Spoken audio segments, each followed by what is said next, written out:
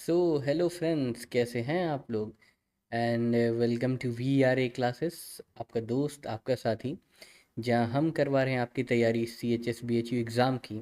लेके आ गए हैं केमिस्ट्री का लेक्चर एक नए चैप्टर के साथ, जिसका नाम है कार्बन एंड इट्स कंपाउंड। तो स्क्रीन पर है सबसे पहला क्वेश्चन, चलिए स्टार्ट करते हैं। Which of the following compound contain single covalent bond. ठीक है, देखिए, कार्बन के पास ऐसा कैपेबिलिटी है कि वो एक बार में 4 बॉन्ड फॉर्म कर सकता है। मतलब कि यह तो चार, जैसे कार्बन है तो उसके पास कितना वैलेंसी रहता है, 4। ठीक है, ऑक्टेट पूरा करने के लिए, तो मतलब कि वो एक बार में 4 बॉन्ड बना सकता है। अगर कार्बन कार्बन के साथ या फिर किसी और एलिमेंट के साथ, तो उसको ई से डिनोट कर देते हैं। अगर एक बॉन्ड बना रहा है उसको कहते हैं सिंगल। अगर 2 बॉन्ड बना रहा है तो उसको क्या कहेंगे, डबल। और 3 बॉन्ड बना रहा है तो उसको कहेंगे ट्रिपल कोवैलेंट बॉन्ड। तो इसमें पूछा है कि सिंगल कोवैलेंट बॉन्ड इसमें किसके साथ है, तो इसमें ऑक्सीजन है, नाइट्रोजन है, मीथेन है, कार्बन डाइऑक्साइड है। तो चलिए स्टार्ट करते हैं। देखिए, ऑक्सीजन ऑक्सीजन का जो स्ट्रक्चरल वो होता है, फॉर्मूला होता है, जिसमें कि हम लोग देखते हैं कि कैसे उसका एटम्स अटैच्ड है। तो ऑक्सीजन कुछ इस तरीके से रहता है, नाइट्रोजन इस तरीके से, मीथेन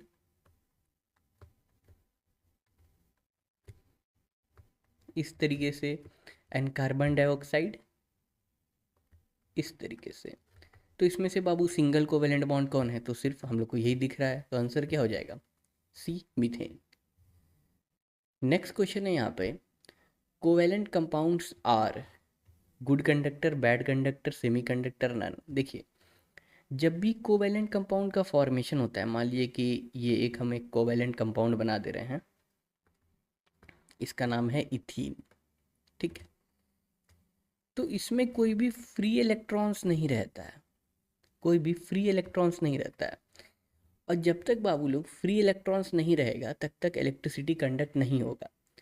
और कोवेलेंट कंपाउंड में ऐसे ही इलेक्ट्रॉन की कमी होती है, वहाँ पे इलेक्ट्रॉन शेयरिंग से काम चलता है। जब इलेक्ट्रॉन शेयर ही हो गया, बचेगा ही नहीं, तो जनरली मैक्सिमम कोवेलेंट कंपाउंड में इलेक्ट्रिसिटी कंडक्ट नहीं होता है। ठीक है, तो इसका आंसर हो जाएगा बैड कंडक्टर। ठीक है, एक है डिसॉल्व। डिसॉल्व मतलब कि कोवेलेंट कंपाउंड किस में डिसॉल्व करेंगे। ठीक है, देखिए, कोवेलेंट कंपाउंड दो टाइप के होते हैं, एक होते हैं पोलर कोवेलेंट कंपाउंड,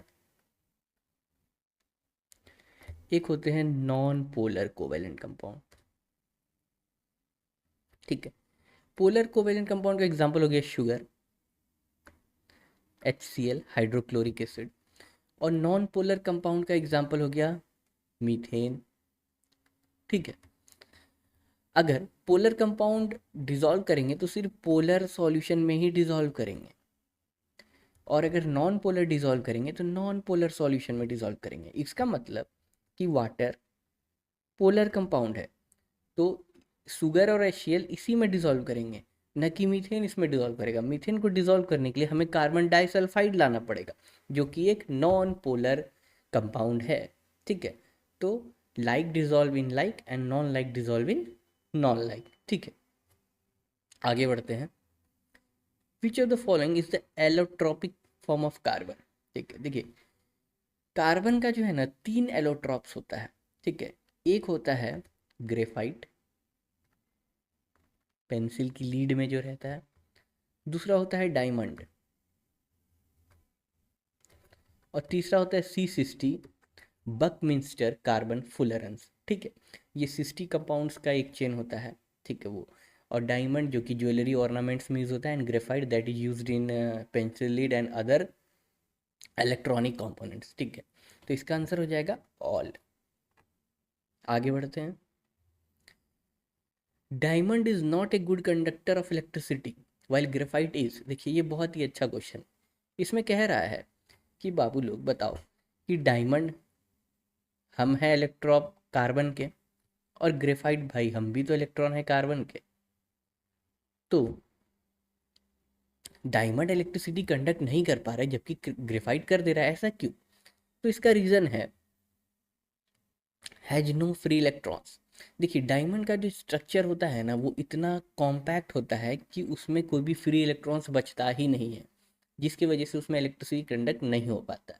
लेकिन ग्रेफाइट का जो कार्बन आइटम होता है ना, वो तीन ही, मतलब उसके पास चार बॉन्ड है ना बनाने के लिए, तो वो तीन ही बॉन्ड बनाता है और एक बॉन्ड बनाता ही नहीं है, जिसकी वजह से ये वाला फ्री इलेक्ट्रॉन बच जाता है और इसी की वजह से इलेक्ट्रिसिटी कंडक्ट होता है। ठीक है, तो इसका रीज़न यही है। आगे बढ़ते हैं। The main reason for this huge number of organic compound are, देखिए ऑर्गेनिक कंपाउंड कार्बन और हाइड्रोजन के मिलन से बनता है। ठीक है, तो इसका रीज़न क्या है? Of course catenation. कैटेनेशन एक ऐसा प्रॉपर्टी है जिसके थ्रू कार्बन लॉन्ग चेन बना सकता है। ठीक है, लॉन्ग चेन बना सकता है कार्बन। ठीक है, तो ये तो ऑप्शन सही है, टेट्रावेलेंसी। कार्बन कार्बन के पास एक बून है जिसको कहा जाता है टेट्रावेलेंसी, मतलब कि वो चार बॉन्ड एक साथ बना सकता है। इसकी वजह से वो लार्ज नंबर ऑफ कंपाउंड्स को अपने साथ जोड़ के रख सकता है। तो ये भी एक रीज़न है। ठीक है, tendency to form multiple bonds, इसका मतलब कह रहा है कि कार्बन सिंगल बॉन्ड भी बनाएगा, कार्बन डबल बॉन्ड भी बनाएगा, कार्बन ट्रिपल बॉन्ड भी बनाएगा। Of course this is also a reason that we have a large number of organic compounds. तो इसका आंसर क्या हो जाएगा? All. Ethanol containing 5% water is called, देखिए एथेनॉल C2H5OH, ये बहुत ही हाइग्रोस्कोपिक सब्सटेंस है। इसका मतलब कि इसके पास एबिलिटी रहता है कि ये मॉइस्चर को अपने में एब्जॉर्ब कर लेगा, मतलब वाटर को एब्जॉर्ब कर लेगा। ठीक है, एथेनॉल में अगर मेरे पास एथेनॉल है, इसमें मान लीजिए कि मेरे पास 100 ml एथेनॉल है। ठीक है, 100 ml एथेनॉल है। ठीक है, और समझिए कि 100 ml का 5% कितना होता है? 100 ml का 5% 5 ml होगा। अब अगर हमको 100 ml सॉल्यूशन बनाना है, 100 ml सॉल्यूशन बनाना है, ठीक है, जिसमें कि हम क्या करेंगे, 5 ml वाटर डालेंगे और 95 ml एथेनॉल डालेंगे। ठीक है, तो इसमें क्या हो गया कि इसका 5% क्या है, वाटर है ना, और 95% क्या है, एथेनॉल है। तो ऐसे मिक्सचर को कहा जाता है रेक्टिफाइड स्पिरिट। और यहाँ जो क्वेश्चन में पूछा है कि एथेनॉल जिसमें 5% वाटर है उसको क्या बोलेंगे, तो उसको रेक्टिफाइड स्पिरिट बोलेंगे। इसका यूज बेवरेजेस बनाने में होता है, जो कि यहाँ पर अवेलेबल होता है, जो दुकान सब में बेवरेजेस वही बनता है इससे। ठीक, यहाँ पर एक ऑप्शन है मिथाइलेटेड स्पिरिट। इसमें क्या होता है ना कि हम लोग एथेनॉल में मेथनॉल या पाइरिडीन को मिक्स करते हैं उसको पॉइजनस बनाने के लिए, ताकि उसको लोग ड्रिंक नहीं कर सके। ठीक है, तो वैसे अल्कोहल को कहा जाता है मिथाइलेटेड स्पिरिट। एक होता है एब्सोल्यूट अल्कोहल। एब्सोल्यूट अल्कोहल कहने का मतलब कि अगर मान लीजिए कि मेरे पास अल्कोहल है 100 ml, तो उसमें थोड़ा सा भी पानी नहीं है, उसको कहते हैं एब्सोल्यूट अल्कोहल। एक होता है पावर अल्कोहल, मतलब कि एथेनॉल प्लस पेट्रोल का जो मिक्सचर होता है, जो कि व्हीकल को रन करने के लिए यूज किया जाता है, उसको कहते हैं पावर अल्कोहल। ठीक है, आगे बढ़ते हैं। Which of the following hydrocarbon will show isomerism, देखिए आइसोमेरिज्म एक स्ट्रक्चरल प्रॉपर्टी है। कहने का मतलब कि रीअरेंजमेंट ऑफ कार्बन के आइटम्स के वजह से होगा। जिस कार्बन के स्ट्रक्चरल चेन में उसमें रीअरेंजमेंट करने की कैपेबिलिटी होगी, वही आइसोमेरिज्म शो कर पाएगा। जैसे कि मान लीजिए कि मेरे पास दो चेन का कार्बन आइटम है, तो इसको हम रीअरेंजमेंट करेंगे तो कैसे करेंगे, या तो हम इसको पीछे कर सकते हैं, ठीक है, ये हम इसको आगे कर देंगे, तो दोनों में तो एक ही जैसा बन रहा है। हाँ भाई बन रहा है, तो चलो 3 ले लेते हैं। अब क्या करें, जैसे इसको मान लीजिए C1 C2 C3 लिख दिए, हम इसको ऐसे करेंगे C3 C2 C1। और क्या चीज़ कर सकते हैं, तो C2 C3 C1। और भी कोई चीज़ है? और भी कोई चीज़ है तो भाई लिख के बता दो, C1 C3 हो गया। तो इसको और आप तरीके से अरेंज कीजिएगा, तो तब भी हम लोग क्या देख रहे हैं कि इसमें स्ट्रक्चरल चेंजिंग आया क्या कोई सा? क्या भाई आया क्या कोई सा? इसको अगर हम ऐसे भी लिख देंगे तो भी तो ये तो सीधा ही है ना, इसमें कोई स्ट्रक्चरल चेंजिंग नहीं है, तो यहाँ पे आइसोमेरिज्म नहीं बनेगा। लेकिन हम जैसे ही ब्यूटेन की तरफ बढ़ते हैं, मतलब 4 कार्बन लेते हैं, तो हम ये देख पाते हैं कि 1 2 3 4, यहाँ पर अगर हम ऐसे करें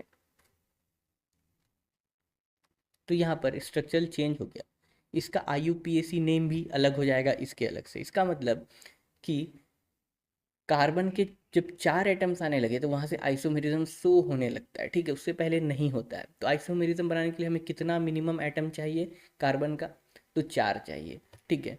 तो यहाँ पे हम देख रहे हैं कि स्ट्रक्चरल फार्मूला उसका चेंज हो रहा है, तो आइसोमेरिज्म शो करेगा। तो C2H6 क्या है, तो C2H6 है, इसको बोलते हैं C2H6, इधर H3 और इधर H3। C2H4 क्या है, तो C2H4 ये है। C3H8 क्या है, C3 और H8 यही है। C4H10 क्या है, ये है C4H10, और इसी का तो हम लोग अभी बनाए हैं आइसोमेरिज्म, तो शो कौन करेगा, ऑप्शन नंबर डी। आगे बढ़ते हैं।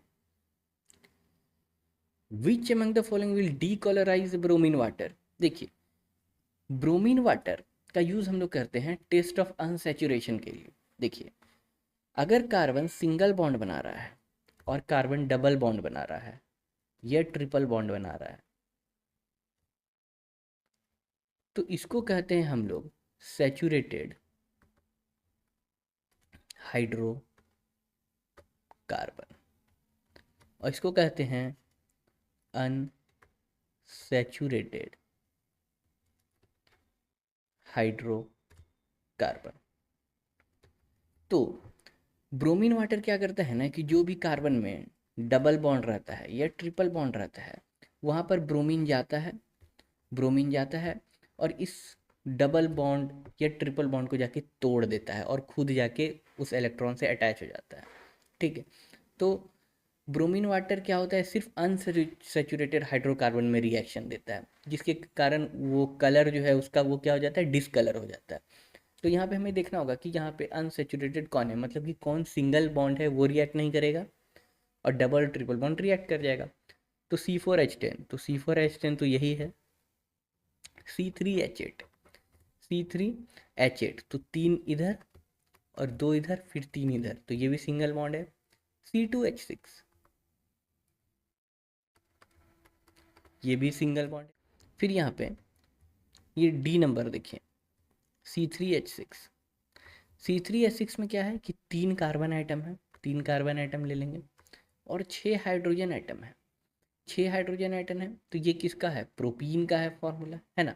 तो यहाँ पर अगर हम लगा लें, इसमें 2 लगा दें और इसमें 2 लगा दें, तो 1 2 3 एक 4, 1 2 3 1 2 3, यहाँ पे एक 4, 1 2 3 एंड 4, तो H H H H H H। तो ये किसका बन गया, प्रोपीन का स्ट्रक्चर बन गया। तो ब्रोमीन क्या करेगा ना कि यहाँ पे जाएगा और इस बॉन्ड को तोड़ के खुद अटैच हो जाएगा, एक इस साइड अटैच हो जाएगा, एक इस साइड अटैच हो जाएगा, और वाटर क्या हो जाएगा, डिसकलर हो जाएगा, ठीक है। तो ये क्या होता है, सिर्फ अनसेचुरेटेड में होता है, सेचुरेटेड में नहीं होता है, मतलब सिंग डबल एंड ट्रिपल बॉन्ड में होगा, ठीक है, समझ में आया। The acid present in red and sting, इसको कहते हैं फॉर्मिक एसिड, इसका फॉर्मूला होता है HCOOH, याद रखना पड़ेगा। एसिटिलीन मॉलिक्यूल कंटेन्स, ठीक है। सबसे पहले हम आपको बता दें कि सिंगल बॉन्ड को कहते हैं सिग्मा बॉन्ड और डबल बॉन्ड या ट्रिपल बॉन्ड को कहते हैं पाई बॉन्ड, ठीक है, सॉरी, पाई बॉन्ड। तो इसका मतलब कि अगर मेरे पास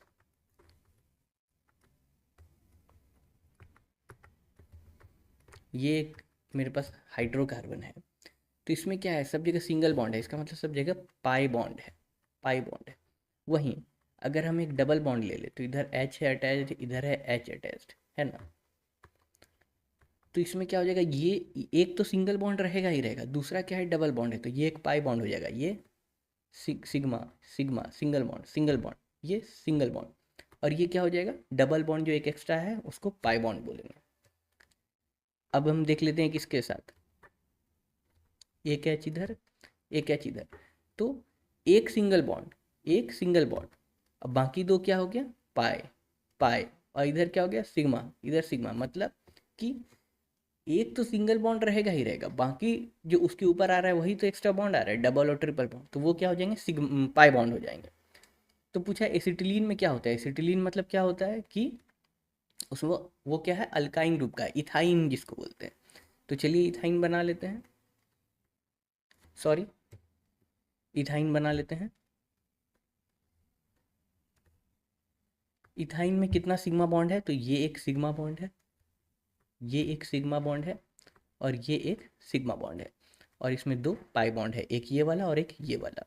तो आंसर क्या हो जाएगा, 3 सिग्मा एंड 2 पाई बॉन्ड। ठीक है, तो देखिए इसको इसी तरह समझने का कोशिश कीजिए। अगर कोई दिक्कत हो रहा है तो उसको फिर से एक बार वीडियो को देखिए, और कोई डाउट होता है तो कमेंट कीजिए, हम लोग तुरंत वीडियो लेकर के आ जाएंगे, कोई भी डाउट होगा तो उसको क्लियर कर देंगे। ठीक है, okay, thank you very much. तो हम लोग रखते हैं इसको यहीं तक।